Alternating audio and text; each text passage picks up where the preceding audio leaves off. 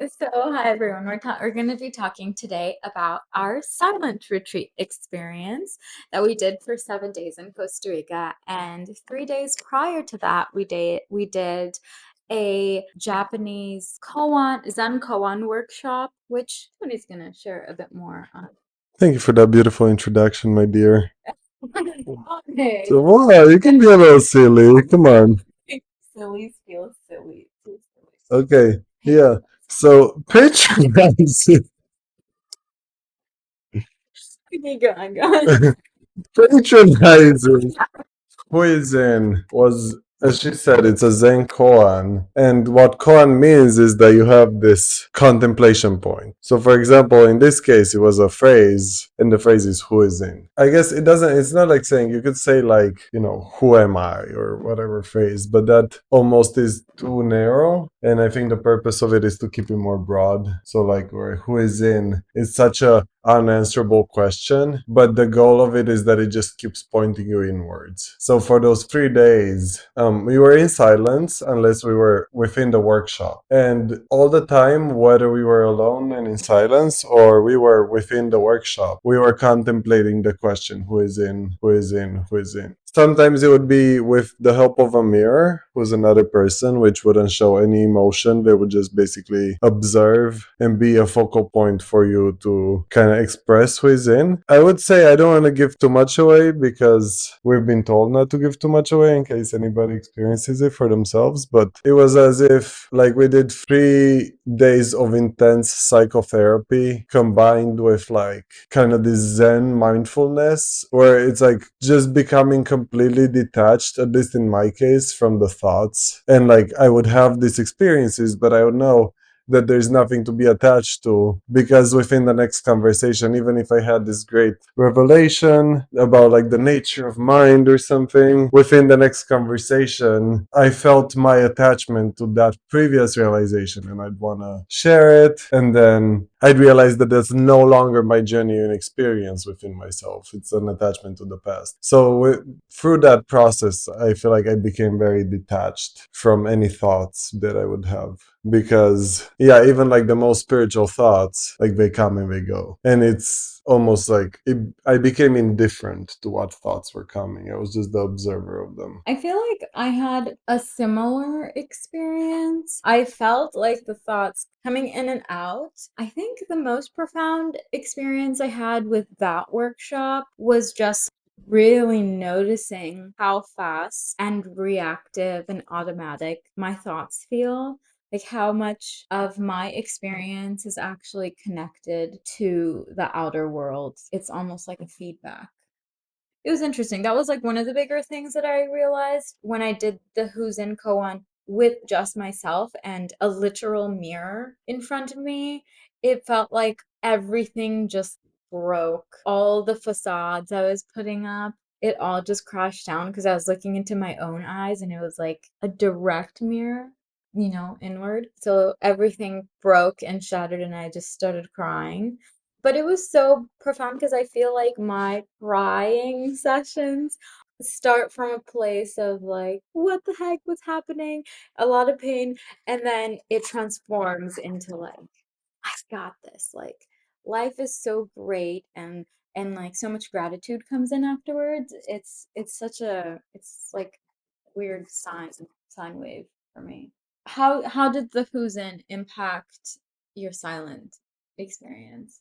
Well, yeah, I feel like going into silence after, because I also did do a silent retreat afterwards without doing Huizin first. Oh, And you did it twice. yeah, so I feel like the workshop is such a strong, it put me in that state of observation Yeah. where I wasn't getting attached to my thoughts anymore.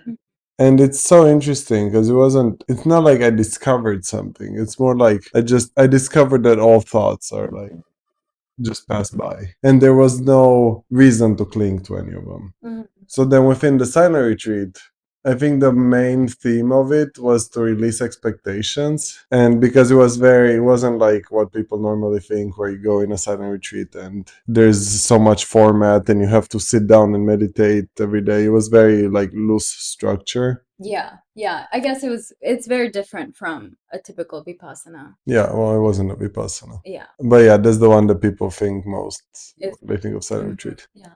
Yeah, so because I would be able to just observe my thoughts, I would sit down and not have any expectations because what's there to expect? I kind of realized that all thoughts come and go and all feelings come and go. So I became very detached. And in that state, I could sit down during the silent retreat and I would observe a thought, all these crazy thoughts at first that are like nonsensical. And then you kind of drop into a bit of presence. The moment that the presence comes, I would feel a little bit of expansion and my mind would become less focused and just more diffused. Mm-hmm. And normally, when I experience that, immediately there's this voice in my head that's like, oh, it's happening. Yeah. And then instead of me being attached to that voice and being like really believing that something is happening, I would just observe it as another thought that's passing by, and it would also disperse like any other thought. Mm-hmm. And it would just give way to even more spaciousness. So I could be in these states of spaciousness for like hours at a time sometimes, where thoughts would come and go on a way, like the traffic of thoughts was way less and I wouldn't get attached to them. And that gave way to like just past the point, the moment that the mind goes, oh, it's happening, you're like just a little more expanded. Mm-hmm. But if you just keep going and you keep being detached from your thoughts, you just keep expanding. Mm-hmm. Mm-hmm. So that's what Huizin allowed me, put me in that state where I was just the observer of my thoughts, and he made that super easy. So then the silent retreat, I would experience, I think maybe every day I would have at least like towards, I guess I'll get to this later, but I feel like every day I had a few phases where it was just spaciousness and like a lot of expansion. I felt like I had moments like that, but I think mine were more like I can't believe I'm here. And then it's like, oh no, I can't get back to it. There were moments where I was getting angry at myself, and then like I was noticing the anger and trying to like pay attention and like feel that frustration. But there were other times where I could just feel it exploding. The frustration, but also like the presence within that like experience of feeling that frustration. So was it a pendulum? Yeah, I felt like it a little bit. But the closer I got to the end of the silent retreat, I felt like I was more in that expansive state for a longer period of time. I did have moments where I was thinking, like, we're in Costa Rica, we're in this like beautiful jungle, serene place. What would it be like to be in a silence In the city? in the city? Yeah, because it's like the most optimal conditions. Yeah, I mean that's why we made the retreat center there. Yeah. I mean, because they were saying they used to go around teaching in the cities, and people could only go so deep. It's like the I think collective, the collective mind of the city just stops you from really diving deep within. I mean, it's not like a barrier. I'm sure if you're like a Buddha, you can be a Buddha anymore, but it just makes it more difficult. You're swimming against the stream. Yeah. I feel like I had like this expectation that the silent retreat was supposed to be this place where like experience these like crazy spiritual experiences, but really it was more powerful than that because I think it was more learning about myself, and it's crazy actually how much you can learn every day about yourself. Like you're always learning because you're always growing, and the silent retreat brought so much change. It was like phenomenal, which we'll get more into, but I guess we can get more into like what was your first day of being in silence if you can put yourself back. Oh, it was great. I was like, finally, I get to shut the fuck up. That was so good. Yeah. I think the first, I was like, wow, like it feels, I guess it was after who is in, so we already had a few days where we weren't talking. But Yeah. it just felt so good not to talk, actually. Yeah. I really enjoyed it. It's, especially after who is in, because I was in that meditative state already. Yeah. I think the second time I did it without doing the workshop first, it was There was like so an much adjustment more period. tough. It was an adjustment period. It was like I just couldn't drop in as deep. Like Okay. that works, like that intense period followed by like the loose just silence Yeah. was so much more powerful because the intensity is like it breaks you and it makes you go within. So without the intensity I was just sitting there and like I wasn't alone with the spaciousness, I was alone with my thoughts, and we were just, but I guess that also comes up because the first time I was able to not have expectations, and that's when it would really happen. Like nothing would happen, but just sitting there without expectations was the happening. You Mm-hmm. know, it's not like I sit here with expectation without expectations and now it happens. Yeah. And it's like I sit here without expectations, and that's amazing within itself. So you're just present. Yeah, but with the second time, I was like, I had this idea that, oh, what I need to do, drop my expectations, and then it's gonna happen. And it like it still, it was like this subtle way that the mind would like twist things and find a way to make it into a goal. No, and there's really no goal. Like the Mm-hmm. first time, the reason why I was able to have hours of presence was because there was no goal. Mm-hmm. And then the second time I went in with, I had enough months to like build an attachment to the outcome in my mind that I Yeah. went in and I was ready for. That you were supposed to discover like this big thing about yourself because you discovered a lot in your first experience, and then your second experience maybe that subconsciously had an effect on what you were expecting in your second silence. I was attached to not like discovering something about myself, I was just attached to the feeling of bliss. Okay. Like that feeling of just being present, like looking at the moon at night and just being me and the moon without my thoughts that are like, because you look at the moon, you're like, you know, 2, 3, 4, 5 minutes, and you're like, okay, done, time for something else. Yeah. But I was looking at the moon, and I was looking at the moon, Yeah. and I was looking at the moon, Yeah. and I was looking at the moon. Yeah. No, it wasn't. There wasn't the voice that's like, okay, like this is kind of boring, actually. Like, can we go to something else? Yeah. Yeah, that's fair.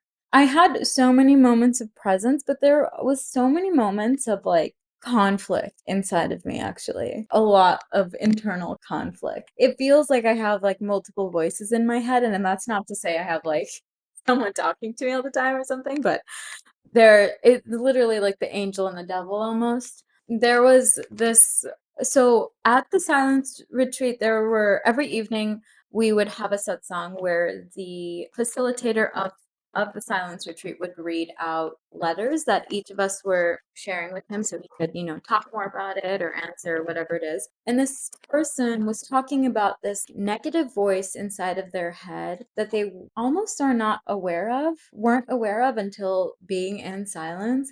And they called that voice PP. And once I heard that conversation, once he started talking about that, I discovered I had one too. I unleashed something there because I was able to give that voice a chance to be heard and spoken. Because I think in day to day, and maybe it's my Buddhist upbringings of have to be good. Being good is the goal. You cannot be mean. But there really is that part of you that's kind of selfish, maybe a little bit more harsh. And I felt like I was suppressing that. And so that's like one of my biggest discoveries. I think my goal in life is to be kind and like nice to people. And so that harsh voice coming out, that was a hard thing to come to terms with for me. And you had a similar experience, right? With the wolf inside of you. The wolf.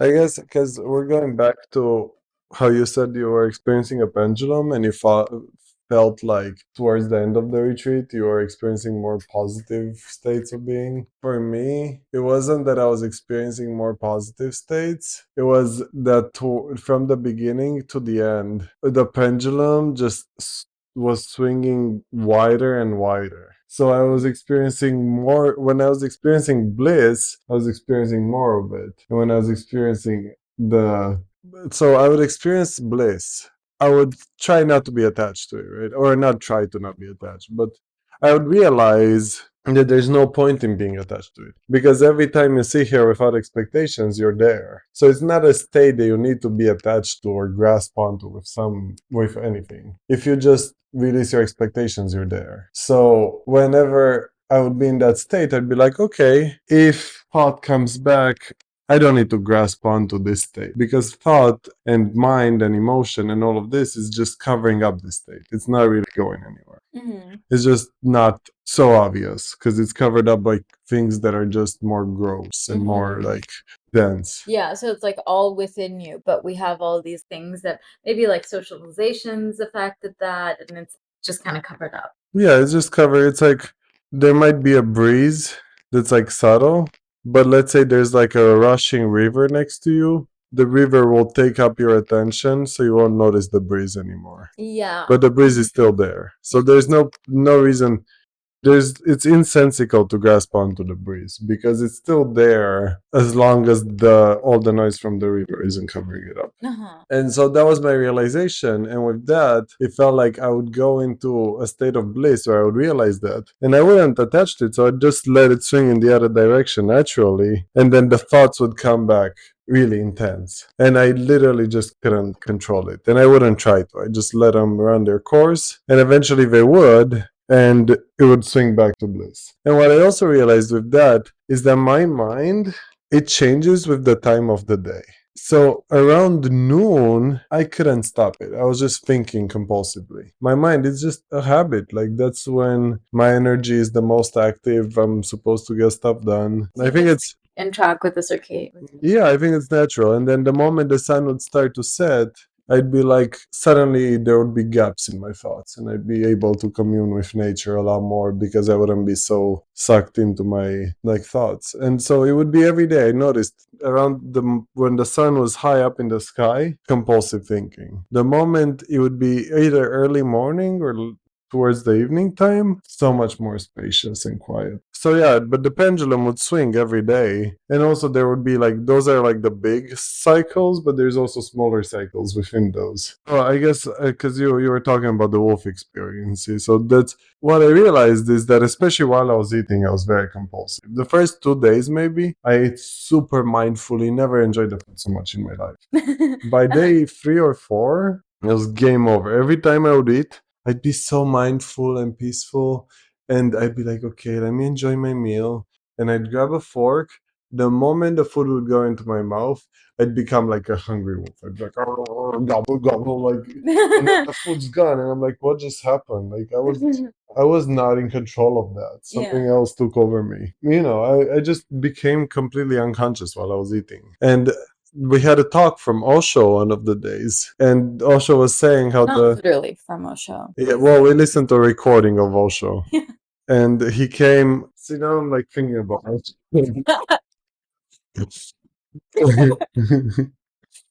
Okay, yeah. So there was like the recording we were listening to. It was like, Yeah. And Osho said how the mouth is the most violent organ because if you're thinking about the animal kingdom, like a lion doesn't want to eat its food. It wants to destroy the food with the mouth. And it's the same for like a vegetarian animal. It's just not meat. It's like destroying the plants. yeah. Destruction organ. Yeah. And so the mouth and like the fingers, but the mouth especially. And I was like, the moment he said that, I was like, oh my god, like I have an animal inside of me. I realized that the subconscious mind is not as subconscious as we think. I'm sure there's layers to it. Yeah. But there's things that we do automatically. We're aware while we're doing them, but we're not in control. And that's the subconscious mind. Like how I was eating. Like I was unconscious, but I was still aware of what was happening. Yeah. So it's not like the subconscious mind was hidden from me. It's that it was showing itself in subtle ways. And all I need to do to figure out what the subconscious mind is saying is pay attention to the subtle ways that it's manifesting in daily life. So compulsions and ways of acting that are like super ingrained, that's subconscious mind. But you can be aware while it's happening. And me trying to stop it and eat consciously wasn't doing it. I couldn't control it. I couldn't control the beast. After Osho said that, I was like, there's clearly like a wild animal within me, and I'm not acknowledging it. You say that, I imagine like a part of you being restrained almost in chains inside of you, just wanting to be noticed and be seen, kind of. It had to find an outlet for that energy. It's like this energy within me that was suppressed, so it had to manifest somehow. Yeah. and it would manifest in like compulsive eating, or it might manifest in like lots of other compulsions. Or there can be many of these patterns. It doesn't have, but that was the one that came to focus then. Yeah. And I was just like, I allowed it. We went to dinner, I think, after satsang, and I just allowed it to come to the surface. I paid attention to it. I didn't try to block it out anymore. So you let yourself eat Well, I wouldn't. like the wolf was eating, basically. I would do that anyway. I just wasn't conscious while I was doing it. But instead of, because my conscious side was trying to stop that energy. Okay. Me being conscious in my mind was eating slowly and meticulously.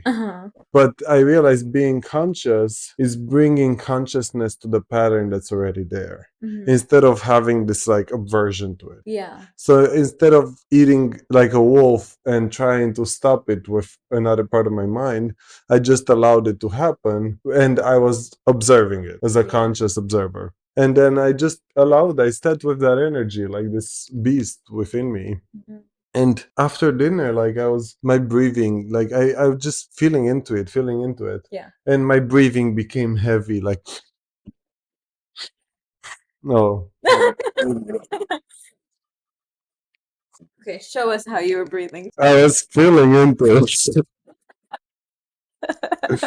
I was feeling into it, and my breathing became heavy, like,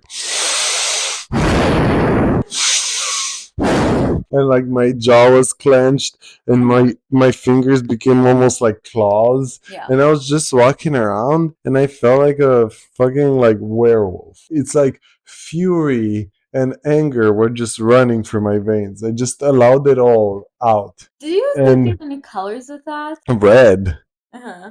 anger, fury, fire. Yeah. And I was just alive, and I was walking around, and I was just like, my muscles were all tight and stuff. And then I sat down, and I was just breathing into it, feeling this like beast. Yeah. And I bet you had a lot of energy. it's like this fury, It's like, I guess, because you'll talk about your experience too, but with this fury where you can like, that can take over people, it makes people act in really nasty ways. I didn't act on it, but I felt it. I felt how that energy could be so intoxicating and could control somebody. Yeah. And that's the subconscious expression, because instead of consciously feeling this fury and feeling this fire within you, you're suppressing it because you think you need to be good, and you think you shouldn't feel that. The energy is still there, so it needs a venue to manifest. So it might, instead of being consciously channeled into something, it'll burst out in flames and cause chaos to you or those around you. Yeah. Or whatever, depending on what your patterns are. Yeah, you see it all around the world, right? Yeah, but that's the subconscious expression of it. Yeah. It's when people don't, they think they should be good. So instead of consciously feeling that fire, the fury within them, they ignore it, they deny that they feel it, and then it manifests in ways that they aren't in control of. Like me eating compulsively. I know exactly what you mean. Like when you're so angry that you do something, and then afterwards you're like, what just happened? It's almost like something else took over, and then you come back and you're like, what? That's how I used to feel it. So it takes over you. Yeah. And but because you're goody two shoes, like you don't want to acknowledge that that's part of you. So I didn't want to for a very long time, because I was like, oh, if I feel that kind of anger, then I must be a bad person. Because that's how you're socialized to think. Anger is bad, but really like something that's helped. Seeing it as just an indicator. It's all like completely natural for you to want to feel. It's just about having a healthy way of feeling it and experiencing it. And it's all just a signal, like it's your body telling you something. Kind of like the check engine light, right? In a car. It just needs some attention. Check engine light? Yeah. You know what I'm talking about? The yellow weird symbol that shows up in your car. You have a new car, so it'll tell you in words. There's like there's a symbol in older cars that'll flash yellow if you need to change your oil or something. That's just another emotion. And also, the change engine emotion. wait, did you say change emotion? I said the change engine emotion. Exactly. And also think that anger is bad and we put it away, but we're so willing to let happiness take over or bliss take over Hmm. ourselves. And then we get attached to it because we're afraid of the other side of the pendulum. Yeah. Anyways, I think you were talking about feeling it really fully, wanting to just, Yeah, I just felt it. yeah. And then that night, afterwards, I started getting this like sharp pain in my ear. Oh my god, so intense, pulsating. And actually, I had an ear infection, and my ear had been kind of clogged, but I just thought it was earwax that was like clogging my ear. And then that night, like right after I released that emotion, my ear started hurting so bad. Oh my god, it was the worst. That same night, I felt really uncomfortable. I think I've told you this. You started feeling it when I was having the ear pain Yeah, because just the sad song, my yeah. heart was hurting. Yeah. So you afterwards, after I talked about my anger, we, met up and hugged it out. And it didn't end, right? The things that we experienced with the learnings, it didn't end. Once we started talking, I feel like we were starting to integrate things. And Tony told me about his experience. And I thought, you know what? I like, because I was thinking about the PP voice that I mentioned earlier, like that negative voice inside of you that wants to come out. When I heard that negative voice coming out and hearing my thoughts, I was legitimately shocked because there was this really sweet woman. She was just getting papaya. It was at breakfast. She was getting papaya and she was doing 5 scoops. And typically, I don't think I would have said this, but instantly my mind was like, oh my gosh, woman, like save some for the rest of us. And when I heard myself say those exact words, I was so shocked that I could say something so disrespectful. Obviously, not. Say it. I thought it. And she's such a sweet woman. She was just getting her papaya. There was nothing wrong with that. But that was my first instance of when I recognized that voice. The good Pumi or whatever would think is not me. And then after Tony shared his experience with me, I was like, oh my gosh, like maybe there is a part of me that I'm like really suppressing here. Trying to be someone else, trying to be someone that people think is good. I was being the Pumi other people wanted me to be, this like person that's like good and nice, and those are all great things, but it felt more out of an obligation to someone else's desires. And so that night, so every night we have the evening meditation. So I went to that and I was like, okay, like maybe I'll do what Tony did and try to feel this wolf or werewolf or whatever.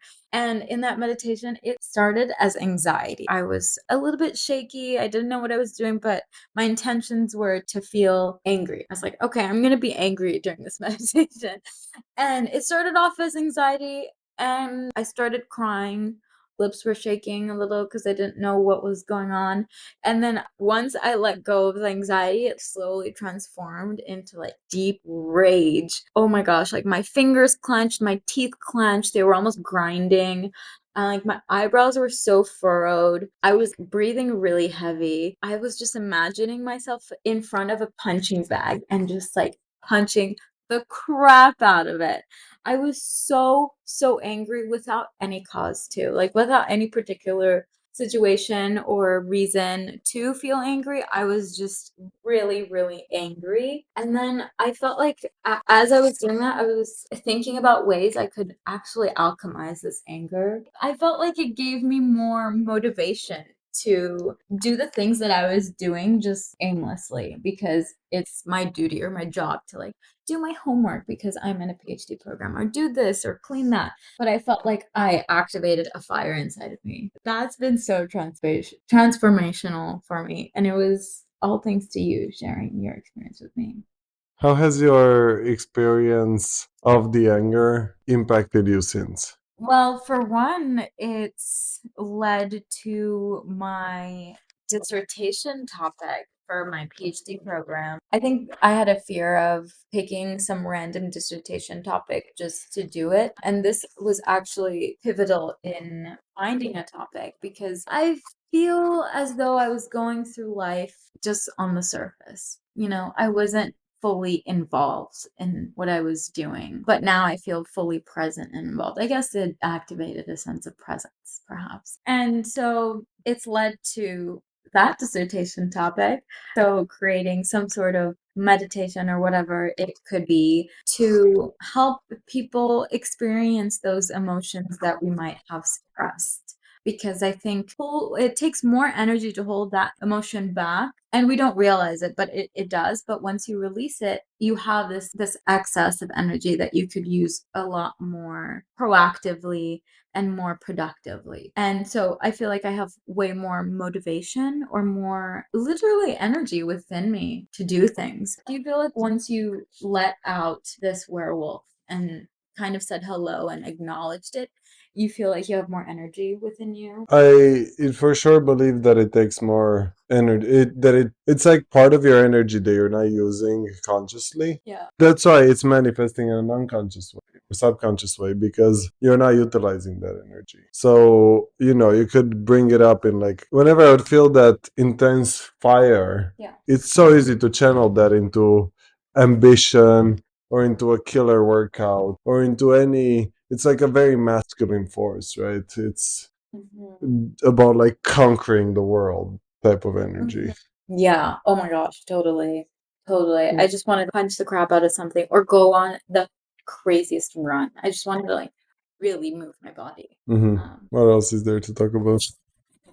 I think it's okay to have those pauses. Something I've been learning actually with my supervisor is to be silent sometimes with clients. And it's okay to be in those pauses because sometimes it might just be internal. The pause itself isn't awkward. You're just finding awkwardness in it when there actually isn't. Yeah, it's also, I think, it's better to talk slower, Yeah. because like when we talk fast, I assume there's some sort of anxiety there. That's like, I need to get the thoughts out. I don't want to be on the spotlight right now, please. Yeah, that's fair. Yeah, sorry, I had a weird feeling in my chest now. Right now, Yeah. It passed. why did I hit too close to home? No, it's like a pinch. Mm, Pinch. maybe it was your spirit guide fucking with you. Whenever I ask, I'm like, hey, can you give me a sign here? It always Uh, goes to my chest. they like pinch you, Yeah, they really tickle. they Ah, stop tickling me, spirit guides. I think that works. Cause look, see, Phantom phantom tickles, Jinx. tentacles really work on me. I was thinking about AI. Of course. That's so boring. Maybe next video I'll teach Pumi about AI. I feel like you tell me in that moment, I consume it, and then I just kind of forget about it weeks. Maybe we should build the chatbot next time. It's Next, fun. come back next time where Pumi will build ChatGPT 5 in 45 minutes.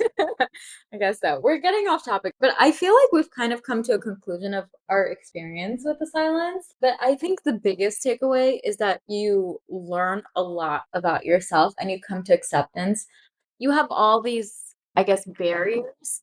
We had, Right. We had all these barriers on kind of like an onion. We were the outer peel of the onion. But then the silent retreat helped us peel those onion, like the outer layers of the onion off and see who we really are deep down. Because there's so many things that affect us.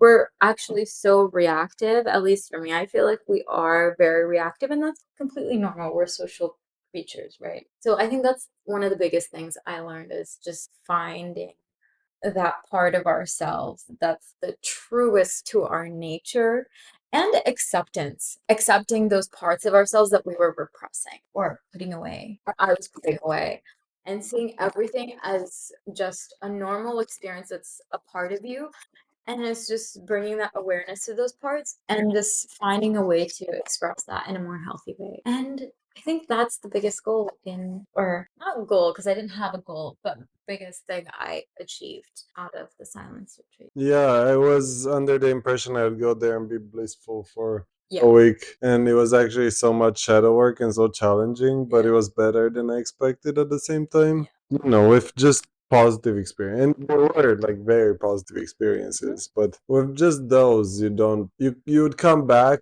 and you would still be the same person. I think even though it's challenging, gaining something that you can bring to life Yeah. back with you, Mhm. it's more meaningful in the long term.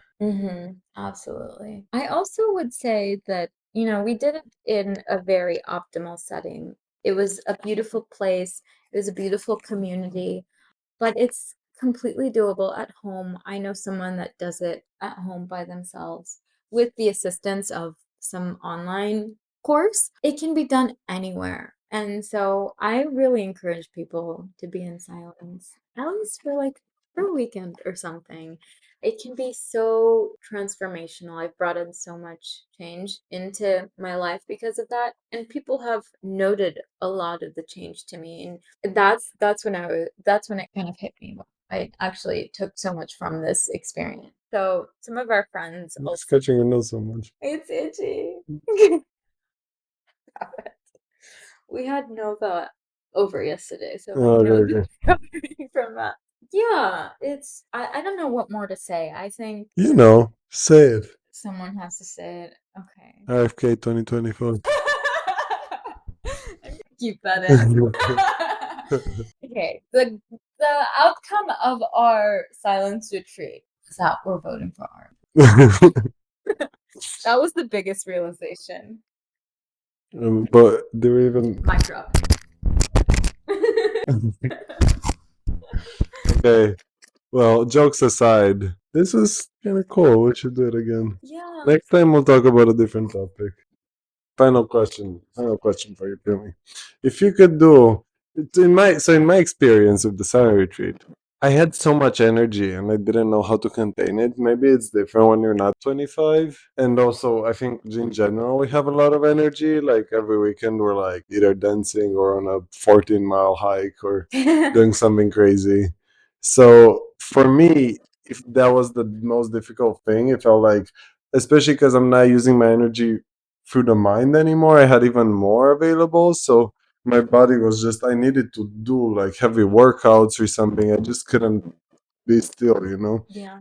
And I guess I thought it would be cool to do like, because there's so many retreats out there. There's yoga retreats where you're moving so much. You could go backpacking in nature. Like, you could combine so many things, so many of these things you already. But how much more powerful would they be if you did them in silence? Hmm. So the question I have for you is, what setting do you would you want to be silent? Oh, Antarctica. Well, I'm cold plunging. But that's what, for 5 days? That's a very tough question. I feel like I'm being put on the spot. Put in the comments. What silent retreat would you like to see? Yeah. Personally, I want like a 7 day backpacking trip done in silence. There might be a little bit of difficulty with organization. We can have a facilitator. Can be your first backpacking trip, obviously. Yeah. You've done it before. If you have any problems, you talk to the facilitator. You know, I guess you should try to keep the silence if you can. But obviously, it might be a little difficult. Maybe the facilitator can like tell you, guys, we're gonna set up camp now. I get so much energy. Like doing a 7 mile walk every day might actually help my mind be more calm because I would have some way to channel that energy. I guess that's true, but perhaps wasn't the silent retreat for you to experience that, like really realize how active your mind is? I would still have plenty of energy if I did hike every day. I see what you mean. Okay. It's just Yeah. a little bit more. And think about like being in nature and walking. Whenever you stop talking to all the people you're with on a hike, it becomes so blissful. Yeah. So doing it for 7 days straight, I imagine it would be just exponentially better. Yeah. Yeah, hikes do feel kind of silent, retreaty to me too. I can't think of anything profound. Maybe if it comes to me, I'll let you know. But I really like that idea, backpacking or hiking in silence. I didn't think of a hiking retreat. That's not a backpacking retreat.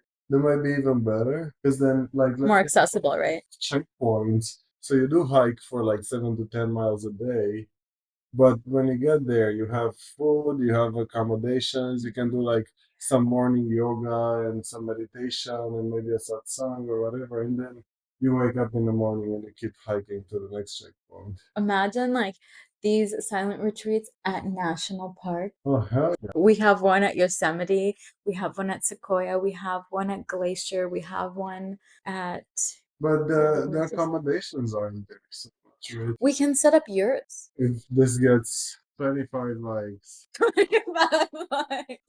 Let's pump it up. No, no, I like. It's 100 likes. We'll organize a silent hiking retreat. Even if nobody joins, we'll just go with the two of us. But Okay, 100 likes, planet. 100 likes, please. Watch it all just be our Facebook friends. Facebook friends.